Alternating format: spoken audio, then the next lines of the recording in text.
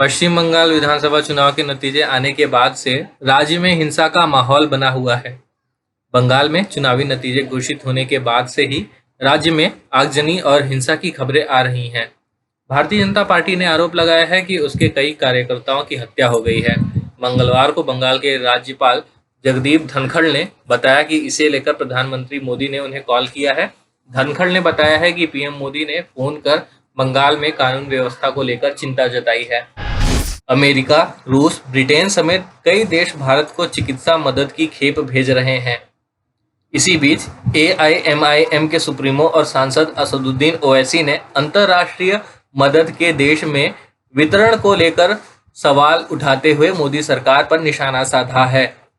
असदुद्दीन ओवैसी ने मंगलवार को एक रिपोर्ट की स्क्रीनशॉट पोस्ट करते हुए ट्वीट कर कहा कि हमें कम से कम 300 टन अंतर्राष्ट्रीय सहायता मिली है। पीएमओ हमें यह नहीं बता रहा है कि इसका क्या हुआ। ब्यूरोक्रेटिक नाटक के चक्कर में कितनी जीवन रक्षक सामग्री भंडारण में फंसी हुई है। यह अक्षमता नहीं बल्कि देश के नागरिकों के लिए करुणा का अभाव है। वितरण में देरी के लगे आरोपों के बाद केंद्र सरकार ने कोरोना महामारी के बीच विदेशों से आई चिकित्सीय मदद के आवंटन की प्रक्रिया के बारे में जानकारी दी।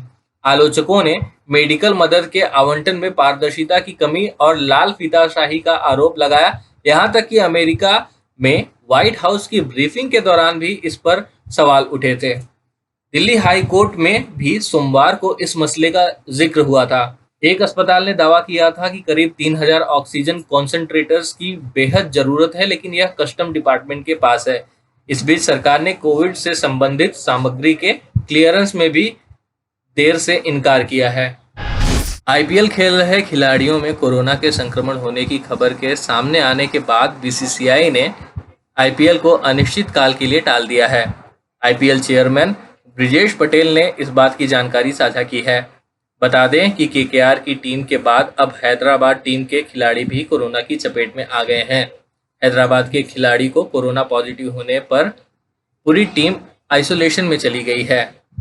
इसके पहले केकेआर के वरुण चक्रवर्ती और संदीप वॉरियर में कोरोना के लक्षण पाए गए थे। कांग्रेस महासचिव प्रियंका गांधी वाड्रा ने सेंट्रल विस्टा परियोजना को लेकर मंगलवार को सरकार पर निशाना साधा और कहा कि पीएम के लिए नया घर बनाने की बजाय लोगों की जान बचाने के लिए संसाधनों का इस्तेमाल करना चाहिए। प्रियंका गांधी ने ट्वीट कर कहा कि जब देश के लोग ऑक्सीजन, वैक्सीन, हॉस्पिटल बेड, दवाओं की कमी से जूझ रहे हैं, तब सरकार 13,000 करोड़ रुपए से प्रधानमंत्री का नया घर बनवाने की बजाय सारे संसाधन लोगों की जान बचाने के काम में डाले तो बेहतर होगा। उन्होंने कहा कि इस तरह के खर्चों से जनता को यह संदेश जाता है कि सरकार की प्राथमिकताएं किसी और दिशा में हैं। जब हमने HW न्यूज नेटवर्क की नींव डाली थी, तब हमने ये ठाना था कि न्यूज और इंफॉर्मेशन ये लोगों तक फ्री पहुंचनी चाहिए, मुफ्त पहुंचनी चाहिए, और हम आज भी ये वचन पर कायम हैं। पर जैसे आपको मालूम है, न्यूज चैनल चलाने के लिए पैसों की जरूरत है, तो हमको सबको न्यूज फ्री पहुंचाने के लिए कुछ मेंबर्स और कुछ सपोर्टर्स की जरूरत है। जी हां, मेरी आप सबसे गुजारिश कि आप सब HW न्यूज हिंदी की मेंबरशिप को ग्रहण करें। ये सदस्यता स्वैच्छिक है, यानी कि आप अपनी मर्जी के मुताबिक इसे ग्रहण कर सकते हैं, क्योंकि अगर आप इसे ग्रहण नहीं भी करते तब भी आपको HW न्यूज हिंदी के तमाम कार्यक्रम मिलते रहेंगे।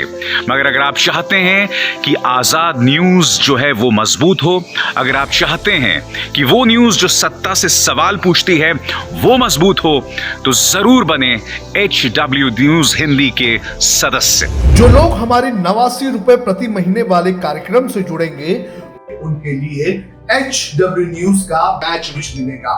साथ ही साथ उन लोगों को हमारे एक्सक्लूसिव पोल्स में भी शामिल होने का मौका मिलेगा।